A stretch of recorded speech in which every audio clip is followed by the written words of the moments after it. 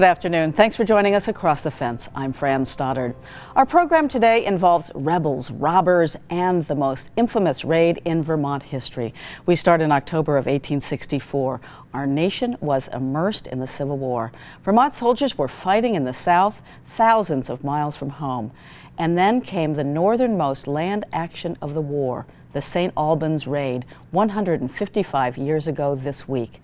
The raid is a factual, important piece of Vermont history. It's also a fabulous story that has fascinated Vermonters for generations. To learn all about it, here's historian Howard Coffin. In the fall of 1864, the Civil War was going badly for the Confederacy. Atlanta had fallen to William Tecumseh Sherman. An army under Philip Sheridan was conquering the Shenandoah Valley. The Confederates were discouraged, but they were also angry. And they developed a strategy to try to bring the war into the northern states. A northern strategy included would be a raid on New York, actions along the Great Lakes, and a young Confederate cavalryman from Kentucky named Bennett Young had an idea for a raid on St. Albans, Vermont, to rob the three banks there. He took that plan all the way to the Confederate capital at Richmond. And there he met with high Confederate officials, probably including Jefferson Davis, and they liked the idea and gave him money to fund it. And he went back to Montreal to get ready.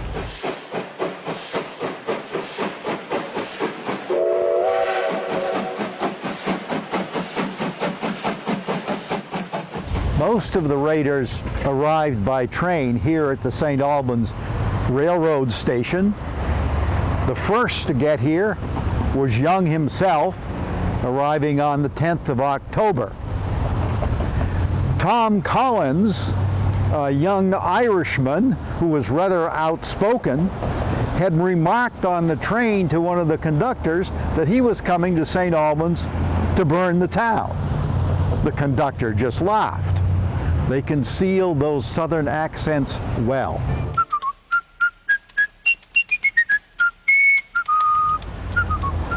St. Albans' handsome railroad station was built just after the Civil War on the site of the Civil War era station. When some of the Confederates arrived here, they walked across Lake Street and took rooms at the St. Albans House, this building that still stands. Tom Collins, the outspoken one, walked in this door, and when he got to the desk, he told the clerk his name, Jefferson Davis from Richmond. The clerk laughed. Bennett Young took a room at the Tremont House, which stood where St. Albans' City Hall now stands. He had spent a good deal of time riding around the roads of Franklin County, scouting, of course, an escape route. But he passed himself off as a theology student, always had a Bible with him. Local people saw him reading the Bible as he rode. He read it in the lobby of the Tremont House and in the America House. The locals were so convinced that some ladies asked him to give a sermon in one of the local churches. We're not sure whether he ever did that. Young set the date of the raid for October 18th. And that day, all his men gathered in his room here at the hotel. But he had to tell him the thing was off because it was market day in St. Albans and the streets were crowded. He moved the raid ahead one day to October 19th.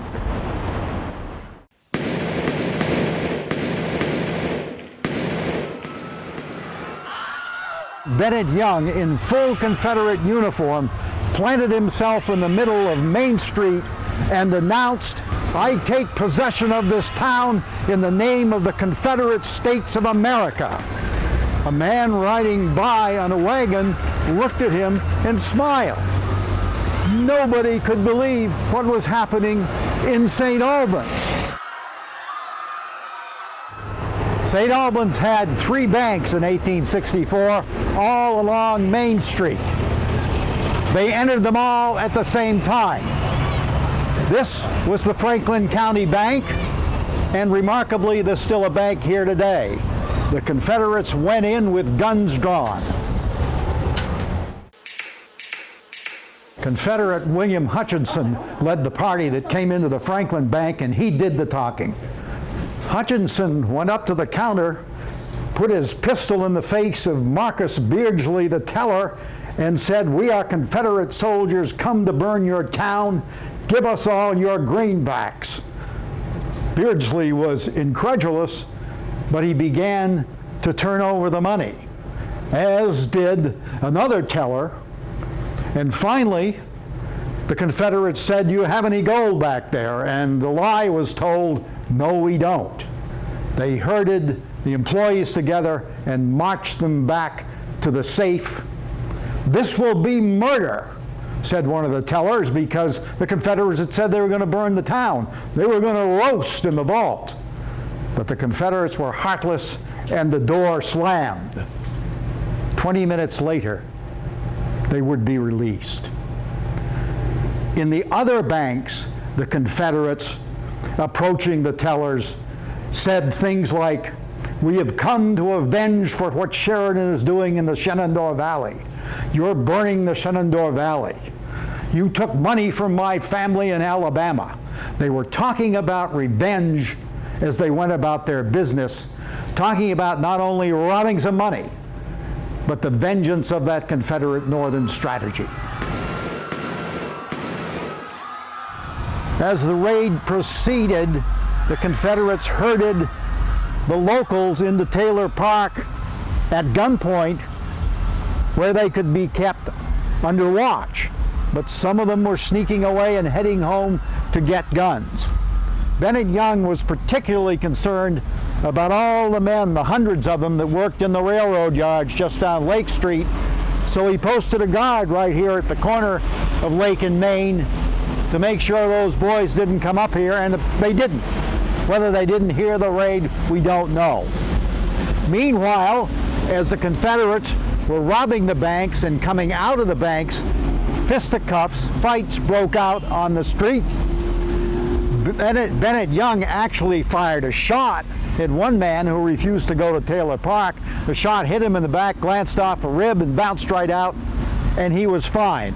Also, the Confederates are throwing their Greek fire grenades at the buildings along Main Street. This is serious business. They want to set St. Albans afire. They want a conflagration. But it's a wet day and the things don't work very well anyway.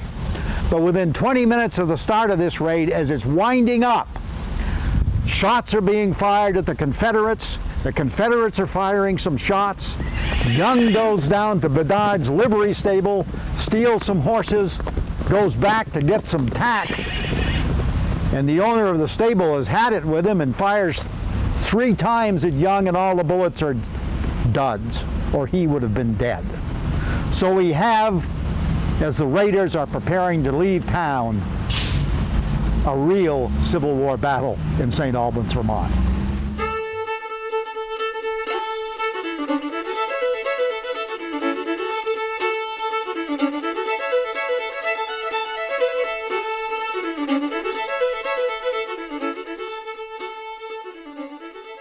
Bennett Young spotted a man with a military bearing, and he approached him and said, "Are you a soldier?" And the man said, "Yes, I am."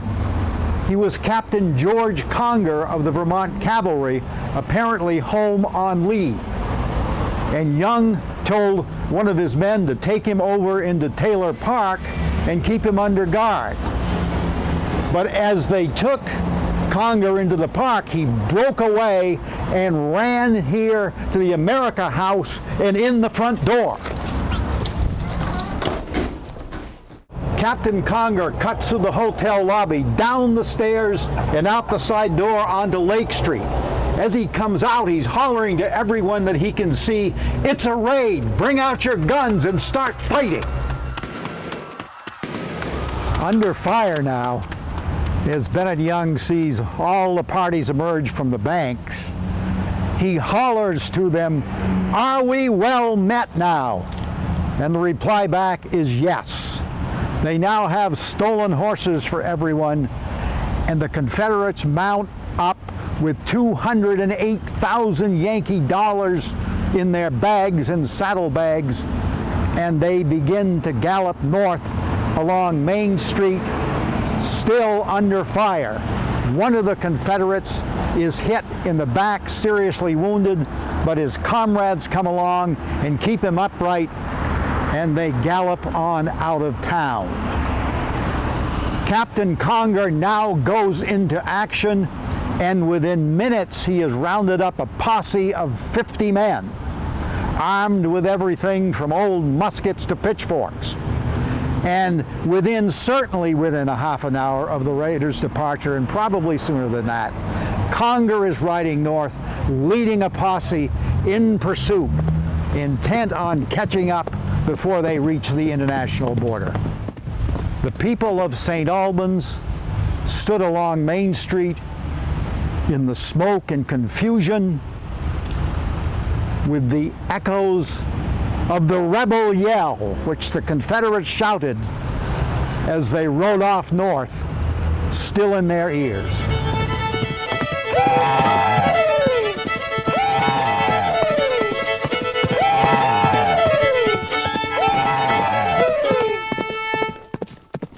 Well, this story isn't over. Tomorrow we'll have the second part of our historical look at the St. Albans raid. Howard will follow the raiders as they race across Franklin County with the posse fast on their heels. In the meantime, thank you for joining us across the fence. I'm Fran Stoddard.